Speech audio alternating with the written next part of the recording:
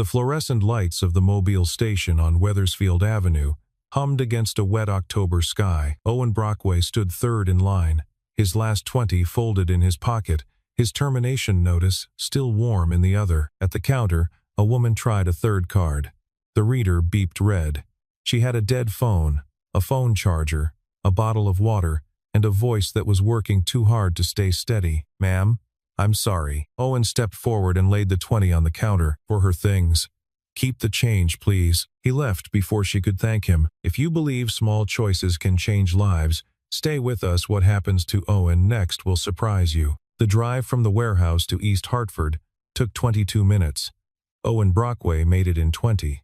The Ford Ranger had 190,000 miles on it, and a rattle in the front left wheel that he had been telling himself, for nearly a year now, that he would get to. He parked behind the duplex on Forbes Street, sat with the engine off for a moment, and folded the termination letter twice along its existing creases before slipping it into the inside pocket of his jacket. Then he walked up the stairs. Ellis was at the kitchen table, pencil in hand, the way she always was at 4:30 on a Thursday. 8 years old, blonde like her mother, brow furrowed at a worksheet of 2-digit subtraction. "Hi, Daddy." "Hi, Peanut. How were the borrowings?" "Mr. Lopez said I forgot a 1. "You can forget a 1. Ones forgive." She smiled without looking up. He set his lunchbox on the counter, walked past her to the bedroom, and pushed the folded envelope to the back of the bottom dresser drawer under a stack of Jennifer's old sweaters he had never been able to throw away. Standing there, with his hand still on the wood, the kitchen disappeared for a moment. Jennifer, laughing. August 2021. A pan of brown butter on the stove, her hair tied up with the elastic from a bunch of celery. She was telling him he was useless in a kitchen. He was telling her she was beautiful. Then the recovery room at Hartford Hospital, 10 months later. The way the monitors had sounded. The way the resident had stopped talking mid-sentence when the numbers shifted. Then the mirror on the morning of the funeral. The promise he had made to no one but himself. "I will stay home. I will be there." Then Ellis, 5 years old, hand in his, walking through the doors of Pitkin Elementary on her first day of kindergarten. He had cried in the truck after. She had not. He came back to himself, closed the drawer, and went to the kitchen. He pulled up his banking app while she finished the worksheet. $43.18. Rent was due in 20 days. His severance, such as it was, would clear in 7 business days. The math, when he ran it without flinching, was tight but not yet impossible. "Daddy?" "Yeah." "Can we have pancakes tomorrow?" He opened the refrigerator.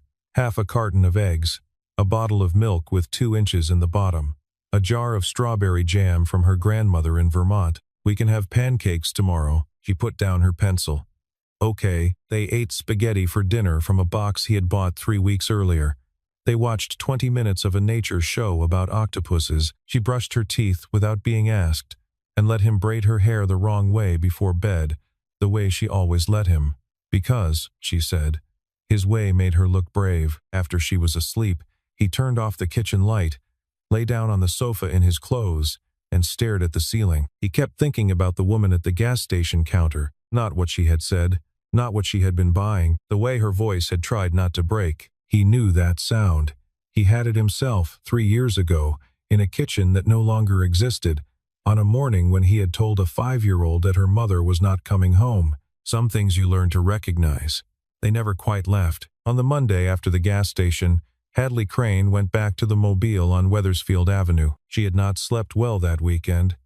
She had told herself she was sleeping on the company, the audit committee, the 7 phone calls she had not returned. She knew, somewhere honest, that this was not the whole truth. She asked for the security footage. The clerk, a man named Devon who had been on shift Thursday night, recognized her from her photograph on the local business section. He pulled the tape without making a thing of it. She watched a 47-second clip on his back office monitor. A man in a faded canvas jacket stepped to the counter, laid down a folded bill, walked out without looking at her. The parking lot camera caught the back of his pickup as he pulled away, a logo, half peeled, on the rear window. Riverbend Logistics. By 3 that afternoon, she was standing in the warehouse manager's trailer on the east side of the river. The manager was a big man in a Carhartt vest who answered her questions because she had walked in like a person who was used to answers. "Brockway?" "Forklift." Second shift. Laid him off last Thursday. Round of cuts. Good worker. Quiet. Why? He left something at a gas station I'd like to return. The manager looked at her. The kind of look that decided not to be curious. I don't give out home addresses. Sorry. She thanked him, walked back to her car, and pulled out her phone. The gas station camera had given her a clean plate. Her assistant Theodora Pell needed 11 minutes. Forbes Street, 328, second floor, 6 o'clock. The sky had gone the color of old pewter. She knocked. Owen opened the door and went very still. She held out his 20, folded the way he had folded it, and a thick white envelope. I wanted to bring this back, and to give you this. It was a gift, he said. You don't bring back gifts. Keep it. It wasn't a gift. You didn't have it to give. I gave it. That makes it one. She did not put the bill away, but she did not insist again. And this, she said, lifting the envelope, that I really don't need. It isn't charity. It's a thank you. It's still a thank you I don't need. She looked at him for a beat. Then she set the envelope on the porch railing and turned to go. The folded 20 was still in her hand. She had made it down 2 steps when she stopped. The front window of the duplex was lit from inside. From where she stood, she could see, past Owen's shoulder, a slice of living room, a second-hand sofa, a small jacket draped over the back of a chair, and, against the far side, a small bookshelf. 4 books, 3 of them with spines she recognized without needing to read the titles. Above them, lying flat, a back issue of the Harvard Business Review, the cover line on the spine. Trust, base defense structures for legacy pension pools, author's name in white type, Owen Brockway. She stood there for exactly 3 seconds. She did not let her face change. She walked back up the steps and knocked again. He opened. I forgot to thank you. She held his eyes for a single steady moment. Something behind hers had moved, and was no longer where it had been a minute earlier, and Owen, who was not stupid, noticed. She went down the steps a second time and got into the Range Rover. When her taillights had reached the corner, Owen picked up the envelope. Inside, no cash. A heavy cardstock business card, embossed. Hadley Crane, Chief Executive Officer. Crane and Sterling Financial. On the back, in small, careful handwriting. When you're ready. He took the card inside, sat down at the kitchen table, and opened his laptop. He typed Crane Sterling Hartford. The first result was an obituary, 6 months old. Theodore Crane, 68. Sudden cardiac event. Owen read it once. Then he closed the laptop and sat in the dark for a long time. She did not call him for 3 days. He thought about her almost continuously and told himself he was not thinking about her. On Thursday, his phone rang at 10 in the morning. He was loading pallets at a different warehouse, a one-day temp gig his old supervisor had thrown his way out of pity. He stepped behind the loading dock to take it. Story and Soil Coffee. Pratt Street. 3 o'clock. If you don't come, I won't ask again. He came. She was already there when he walked in, sitting at a small table by the window. Gray wool coat, no jewelry. She had taken off her watch and set it face down on the table next to her cup, which he understood without being told. He sat across from her. The waitress came. He ordered black coffee. He took the cup with chapped hands. Hadley did not waste a minute on warm-ups. Vail Capital Partners has been pushing my board, for 4 months now, to spin off our legacy retirement portfolio. $1.8 billion in assets under management, approximately 11,000 Connecticut public sector retirees, most of them teachers and corrections officers and state lab technicians. They want it broken up and sold to 3 different secondary buyers. Their public argument is shareholder value. Their actual argument is that the portfolio structure has a vulnerability they think they can lever open. What vulnerability? An audit trigger pathway. Specifically, the kind documented in a paper published in 2018. Harvard Business Review. She did not break eye contact when she said it. He drank his coffee. I need someone who understands the defense structure to the level of detail at which it was originally designed. I have lawyers. I have my own analysts. None of them know it the way the person who wrote it does, and if I'm not that person anymore, then I'm offering you 3 weeks of consulting. $50,000. Your name on no document, no filing, no public release. Non-disclosure on both sides. After 3 weeks, whether or not it works, you walk. He looked out the window. A bus hissed past on Pratt Street. I drive a forklift, Miss Crane. 7 in the morning to 3 in the afternoon. I'm home before my daughter gets off the bus. I do that for a reason. I'm not that person anymore. I'm not coming back." She did not plead. She did not lean forward. She slid her coffee toward the middle of the table, stood up, and pulled on her coat. "I didn't come to you because you're Owen Brockway, formerly of Linder and Halloran. I came because of the man at the gas station. If those are two different people, I apologize for the confusion." She put a 20 on the table. He noticed she had to dig for it. She caught him noticing. 2 Tuesdays ago I lost a credit card at LaGuardia. The bank froze every personal account I have, pending verification. I don't usually carry cash. I don't usually need to." She walked out. He sat there for 10 minutes. When the waitress came back, he paid for both coffees with a 5 and a small handful of quarters and dimes, the way a man pays when he is counting. He drove home and did not say a word for the rest of the afternoon. Ellis, over a dinner of grilled cheese and tomato soup, asked him if he was sad. He said, "No, Peanut, I'm thinking." She said, "Same thing sometimes." He looked at her for a long moment, and almost said something, and then did not. That night he read Ellis the chapter where Charlotte explains, with the patience of a spider for a small pig who is afraid, that everything dies, but some things stay. He had not realized, before he became a father, how much of the children's literature he would end up reading aloud would be about dying. He had not realized, before Jennifer, how often he would be grateful that someone else had already written the words. Ellis fell asleep with her head against his shoulder and the book open on his lap. He carried her to her bed, tucked her in, kissed her forehead, and went back out to the living room. He sat at the kitchen table for a long time without doing anything. Then, he opened the laptop. He typed Vale Capital Crane Sterling. He spent 20 minutes reading. The shape of the attack came up the way a face comes up in dim water slowly, then all at once. Public filings designed to look like minority shareholder concerns. A coordinated push on the audit committee. 3 independent letters from concerned institutional investors within a 6-week window, calculated to trigger a mandatory review of the portfolio's risk classification. Once the review was opened, the cover would be there to argue for divestiture under fiduciary stress. It was the playbook. His playbook, almost. The playbook he had warned about.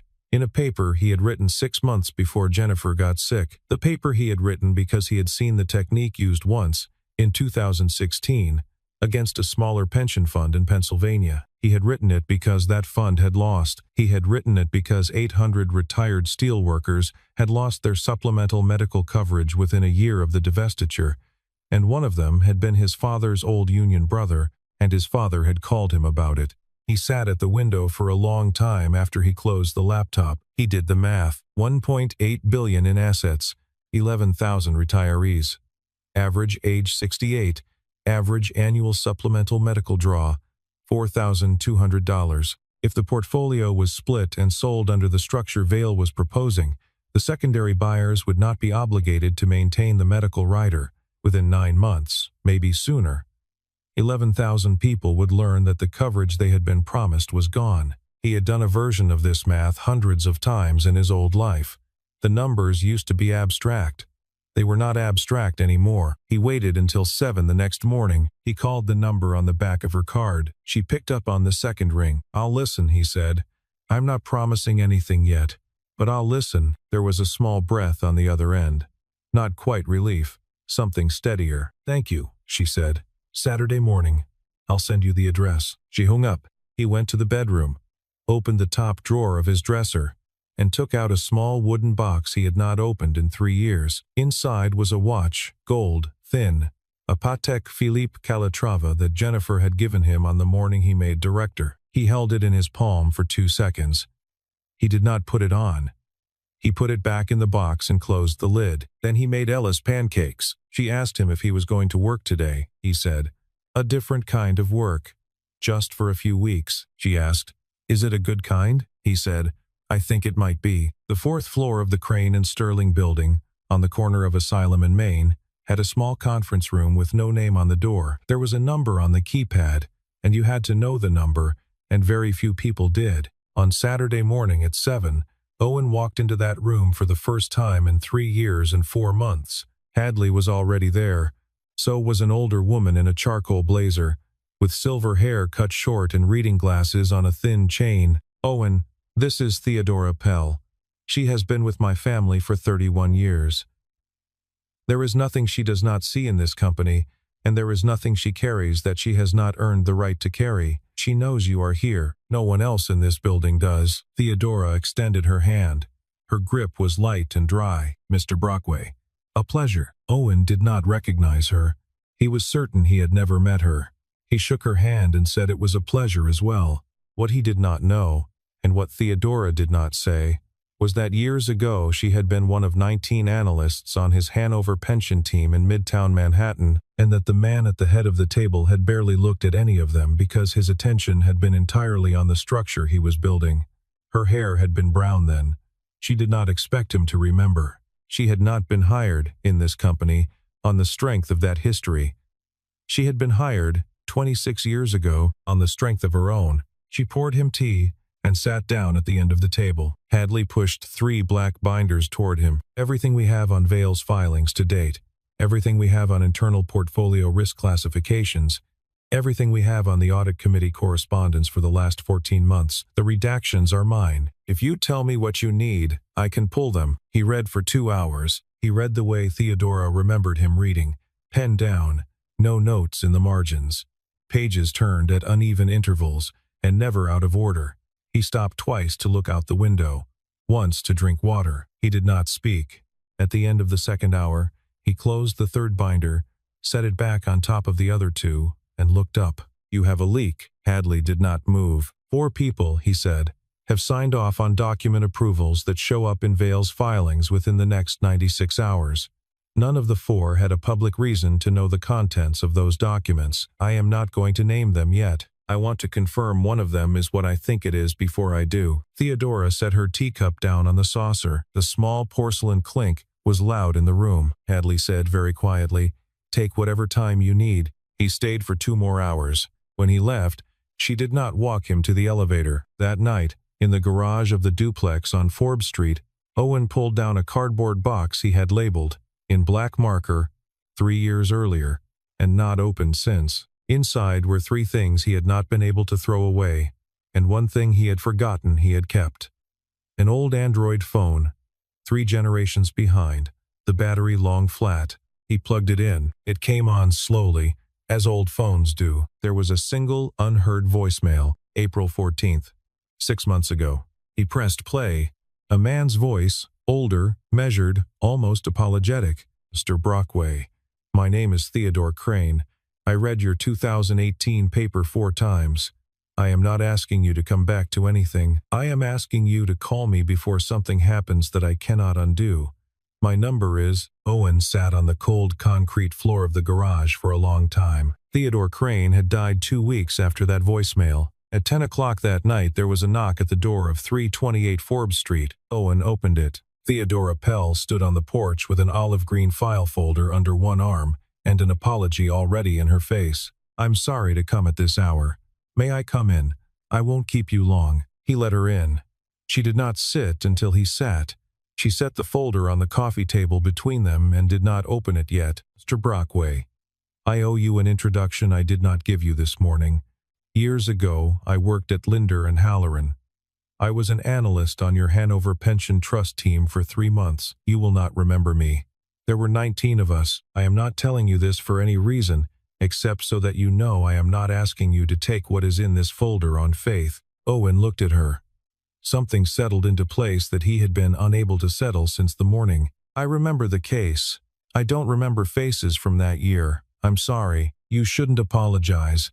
I'm telling you because I want you to know that what I have done from inside this work, not outside it." She opened the folder. Inside was a thick stack of photocopied pages, organized with the kind of small flag tabs that only people who had spent decades organizing other people's documents knew how to place. On the very first page, photocopied from what was clearly a leather notebook, in a thin, careful older man's handwriting, were 3 lines. "Find Brockway.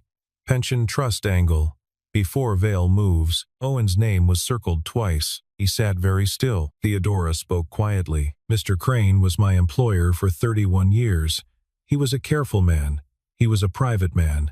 He started writing those words in this notebook about 4 months before he died. He contacted 3 restructuring firms in that window. Each of the 3 had, somewhere in their book of business, a conflict with Vail Capital.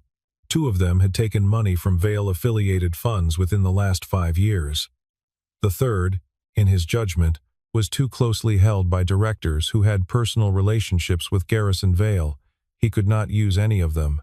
Your name was the only clean name on his list. He told me, over breakfast, that he had read your paper 4 times. He told me he could not understand why a man who could write that paper had walked away. I told him I had worked for that man once and that I thought I knew. He asked me not to contact you.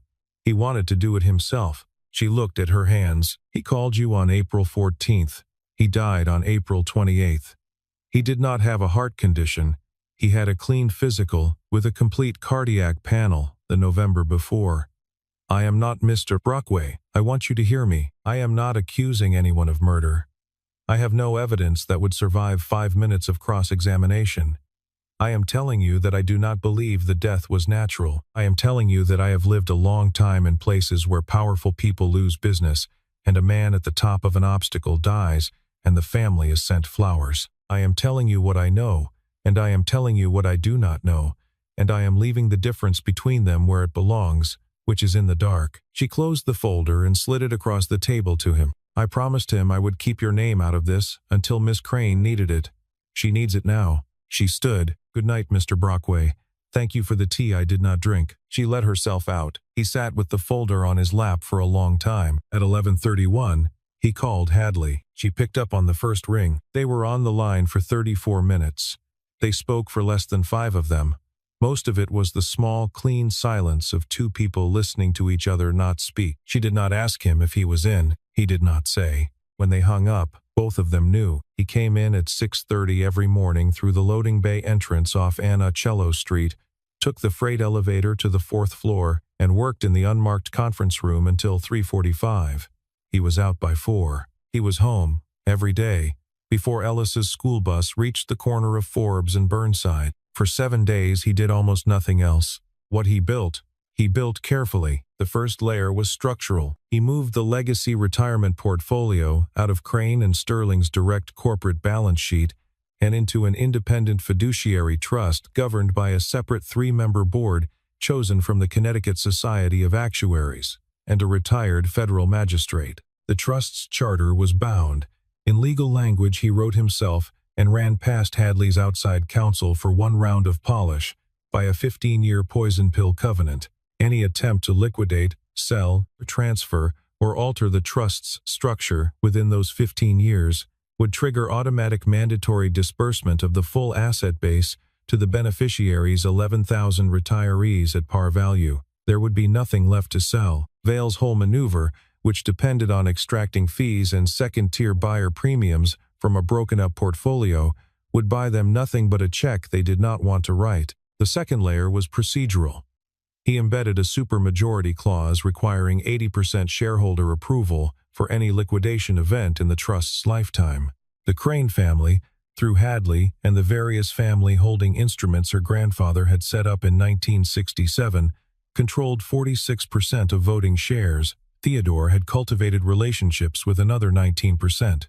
They would not all vote with Hadley out of love. They would vote with her on this question, because the 80% threshold made any other outcome a personal liability. The third layer was a tripwire. He drafted a fiduciary breach trigger that would activate automatically if any member of the C-suite or board signed off on a document materially related to spin-off, sale, and/or restructuring of the legacy retirement portfolio without unanimous board consent. The trigger fired a clause that personally indemnified the company against the actor's signature, removed them for cause, and stripped them of severance and unexercised options. He built it for Lawrence Madsen. On the 4th day, Theodora gave him the email server logs, 7 outbound attachments, over 5 months, from the COO's machine to a Gmail address that 2 layers of LLC obscured into a beneficial owner registered with the Delaware Division of Corporations. The beneficial owner, when you traced the chain back, was a wholly owned subsidiary of Vail Capital Partners. The 7th attachment was the Audit Committee's internal risk assessment of the legacy retirement portfolio. sent 6 days before Vale's most recent letter to the board, which had cited internal risk assessments by name. Owen did not pick up the phone to anyone in law enforcement. That was not the fight in front of him. The fight in front of him was civil, corporate, and required a Monday morning board meeting. On Friday night, at 11 o'clock, he went up to the 22nd floor to drop off the final draft. Theodore Crane's office was at the far end of the executive corridor, glass on 3 sides, the lights of downtown Hartford gathering in low constellations below. Hadley was standing at the window, her back to the door. He came in and put the draft on the desk. She did not turn around. For a moment, the only sound was the building's ventilation, very faint, almost a breath. "My father should still be here," she said. Owen stood 1 step back from her shoulder. He did not touch her, he said. He tried. "That's why I'm standing here." She did not answer. After a while, she said, "Go home to your daughter." He went home to his daughter. Friday at midnight, his phone buzzed. A text from Hadley. "I need your signature on 3 documents with a notary present. The notary works Saturdays. I can come by you."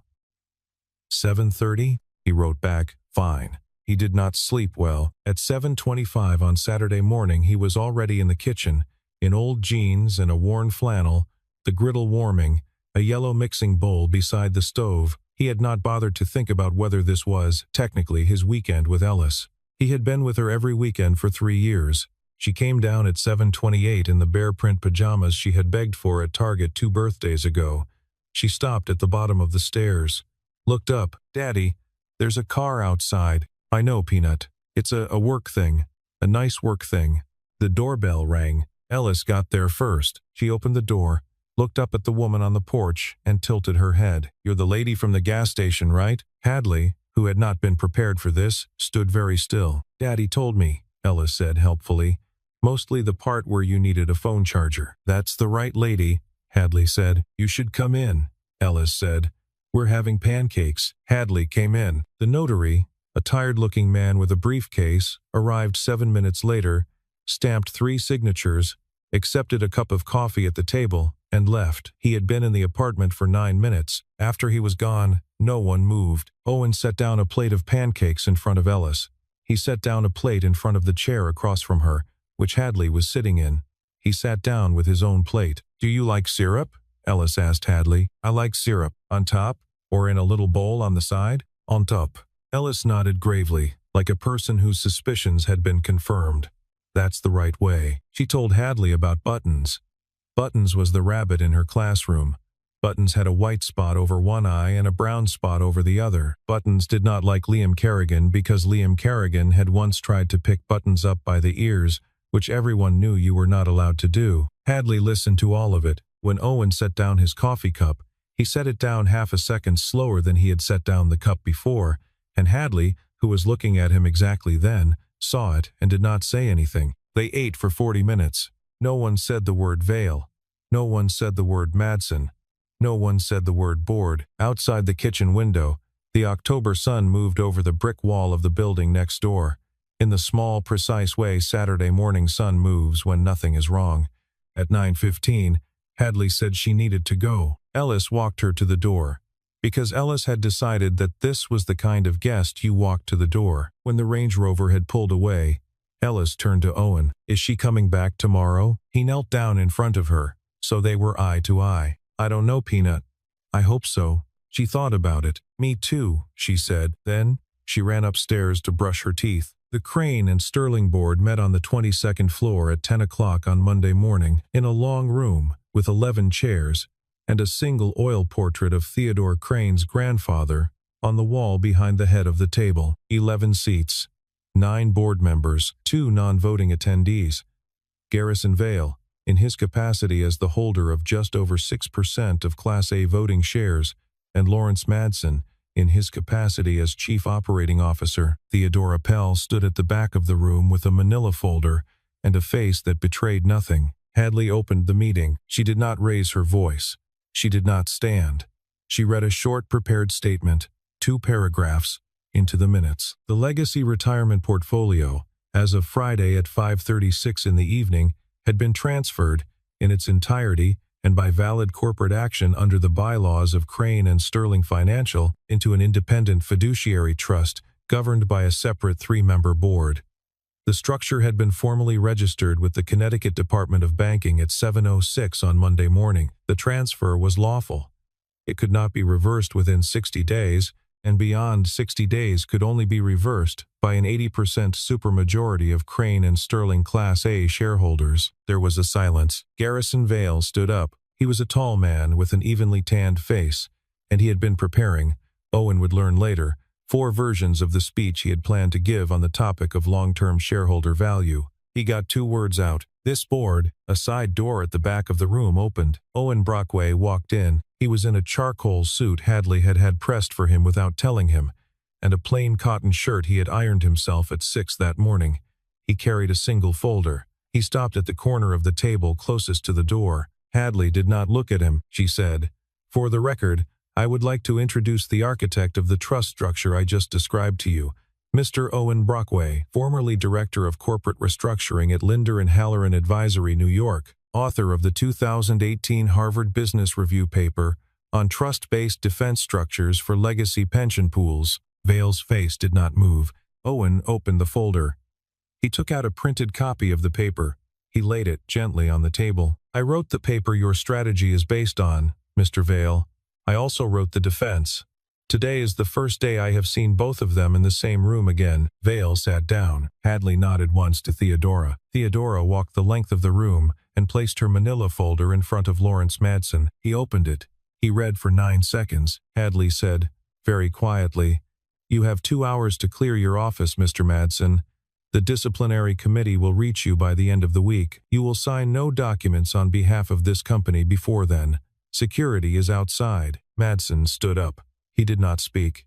He left the room with his shoulders very straight and his face very white. Vale, looking at no one, said, "I'd like to formally withdraw the offer we extended on the 11th, Hadley said. "The minutes will reflect that." The board adjourned at 10:36. It had taken 36 minutes. 3 weeks after the gas station on Wethersfield Avenue, on a Tuesday morning in late October, Hadley Crane walked Owen Brockway down the executive corridor of the 22nd floor. She stopped at the last door. It was an office that had not been occupied since April 28th. She opened the door. She held out a small ring of keys. "Chief Restructuring Officer, Co-Chief Executive Officer of Crane and Sterling Financial. The board approved your appointment this morning, unanimously, including the 2 members who, 6 months ago, were leaning toward Vale, including the one who voted against my appointment last spring." He took the keys. She said, "This is not for the $20. He said, "I know. It's for the fact that you gave it to a stranger on a day when, mathematically, you did not have it to give." He went into the office. He did not sit at the desk. He walked the perimeter of the room first, the way a person walks a room they expect to be in for a long time. He paused at the window. He paused at the bookshelf, which was still Theodore's, mostly empty of books and full of small objects that no one had had the heart to box up. When he came back to the desk, he opened the top drawer. It was the reflex of a man taking a seat. Inside, neatly folded, was a single $20 bill. Next to it, a small index card, in Hadley's handwriting, the date, the name of the gas station, nothing else. She had never spent it. He looked at it for the count of 3. He did not pick it up. He closed the drawer. He did not say anything. She, watching him from the doorway, did not say anything either. That afternoon, at 3:50, Ellis Brockway came through the lobby doors of the Crane and Sterling building in a red puffer coat, holding the hand of Theodora Pell, who had picked her up from Pitkin Elementary because Hadley had asked her to, and because Theodora liked walking children to the doors of important places. Hadley was waiting in the lobby. She knelt down so that they were eye to eye. "He, Ellis. Hi." Ellis looked at her for a long moment, with the careful, frank attention that 8-year-olds reserve for guests who matter. Then she said, "Are we doing pancakes again on Saturday?" Hadley said, "I'd like that very much." "Same syrup rules?" "Same syrup rules." Ellis nodded once, satisfied. Owen stood 2 steps back, watching. When Hadley straightened up, the back of her hand brushed the back of his half a second. Less, and they both looked at the floor for a beat, and neither of them said a word about it, and then the 3 of them walked together toward the elevators. He had given her his last $20 on a night he could not afford to. She had given him a place to belong on a morning she could not have built without him. Neither of them said the word for what it was. They had learned, both of them, that the things that lasted were rarely the ones that needed saying.